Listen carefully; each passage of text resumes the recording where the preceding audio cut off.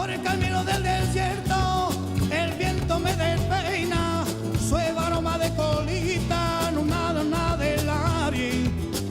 Okay, so this, we are now at step 4, because we've constructed our differential equation. That was step 3. So step 4 is to solve the ODE, the ordinary differential equation that we have constructed, okay?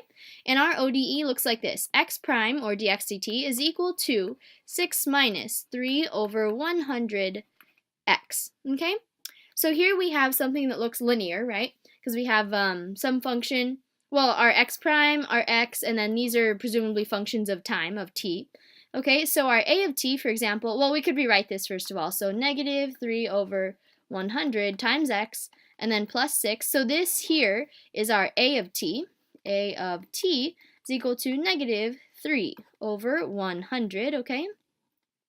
So then when we rearrange things, we could write x prime plus 3 over 100x is equal to 6.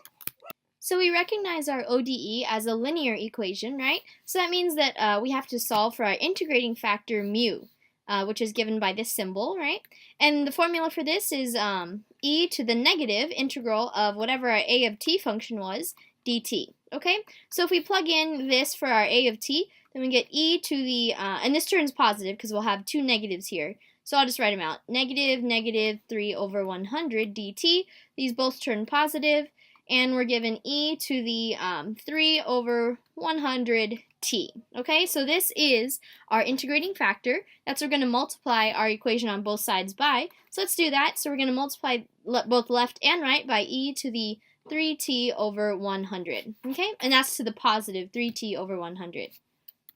Okay, so once we do that, we get on the left side e to the 3t over 100 times x, and then everything to the first derivative, right?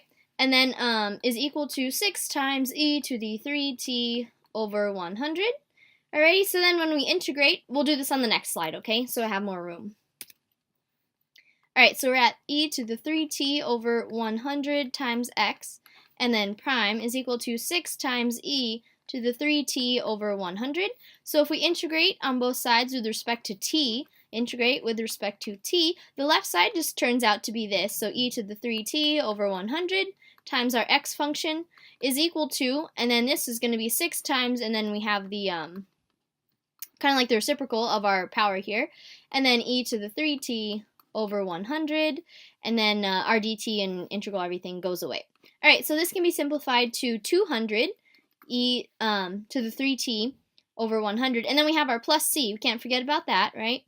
And then, so here we have, this turns out to be 200 times e to the 3t over 100 plus a c, okay? And the final step to get our general solution is to divide by this quantity on both sides. So we'll end up with x of t is equal to 200, and then when we divide, this goes away, and then we have plus c times e to the negative 3t over 100, okay? So this is our general solution here. And you remember in the beginning we had x of 0 is equal to 0, and this physically, this meant that at time equals 0, before the new solution was even added, and when we had pure water in the tank, then the concentration of salt, or the salt content, we had 0 pounds of salt in the tank, right?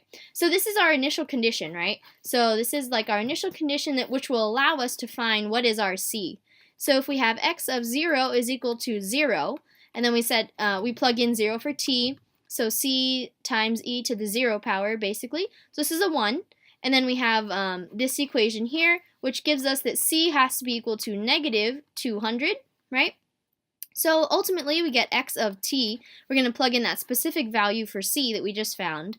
So x of t is equal to 200 minus a 200, which we just plugged in for c, times e to the negative 3t divided by 100, okay? So this is our particular solution. So we have just solved the ordinary differential equation that we came up with. But we are not done, because this wasn't what the question was asking. It wasn't saying, well, find a formula for the salt content for any given time t. We would be done if the question had asked us that, but it didn't. So we have to continue. We'll go one step further and just solve and answer their question. Okay, which brings me to step 5. Answer the question. Answer the question or questions, because some of the questions have multiple parts. Okay, so answer the question or questions, which was, what is the salt content in the tank, or how much salt is there at time equals 60 minutes, okay? So basically, what is x of 60? All right, and we're just going to solve that using our equation here. So x of t we found to be 200 minus a 200 e to the negative 3t divided by 100. Okay, so when we plug in a 60, we get x of 60 is equal to 200 minus a 200 times e to the negative 3 times 60 over 100. So we have negative 180 over 100 here. And if you plug this into a calculator, you'll get something around the number of 167. And our units are in pounds. And then you could always put pounds of salt in the tank. Okay, so this here is our answer, and we have arrived. Alrighty? So that's all for the concepts video. I've just walked you through a pretty basic, fundamental example of a mixing problem, and we'll do some more. We'll do a couple more practice problems in the practice problems video.